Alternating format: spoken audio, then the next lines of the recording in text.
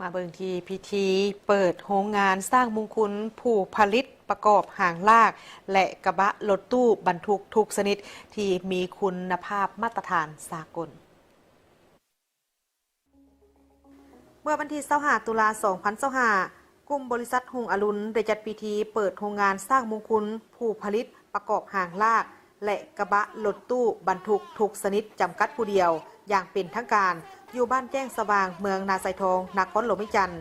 โดยการเข้าควบของท่านคำไหลศรีประเสริฐรองประธานคณะกวดการศูนย์กลางภาครองประธานองค์การกวดการแห่งรัฐรองหัวหน้าองค์การต้านการสอนลาดบางหลวงขันศูนย์กลางท่านบุญเพ่งศรีบุญเฮืองหัวหน้ากรมอุตสาหกรรมปรุงแต่งกระทรวงอุตสาหกรรมและการค้า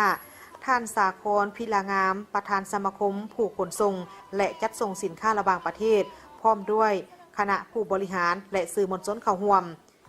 ท่านศรีสวรรค์มายงเซินประธานกลุ่มบริษัทหุงอรุณได้กล่าวถึงวิสัยทัศน์และยุทธศาสตร์โดยรวมของโรงงานซึ่งท่านได้เน้นว่าโรงงานสร้างมงคลบ่ได้ถูกสร้างขึ้นเพื่อตอบสนองความต้องการของตลาดเท่านั้นแต่สร้างขึ้นด้วยวิสัยทัศน์อันยาวไกล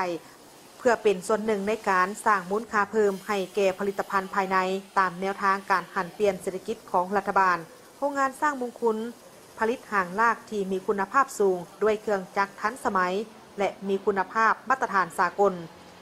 ในโอกาสนี้แขกรับเชิญกิติมศักดิ์จากภาครัฐก็ได้ขึ้นกล่าวแสดงความสมเสยและมีความเห็นว่าโรงงานสร้างมงคลจะสวยสุขยู่และยกระดับแขนงอุตสาหกรรมปรุงแต่งของประเทศเป็นบาทเก้าที่สำคัญในการลดพรการนำเข้าสร้างได้เหตุงานทำเหตุให้ผลิตภัณฑ์ของพวกเขามีมาตรฐานเทียบเท่าสากลรัฐบาลพร้อมให้การสนับสนุนจากนั้นบรรดาแขกที่เข้าร่วมยังได้เยี่ยมชมโครงงานสร้างมงคลและเบิ่งขั้นตอนของการผลิตหางลากและกระบะรถตู้บรรทุกที่ทันสมัย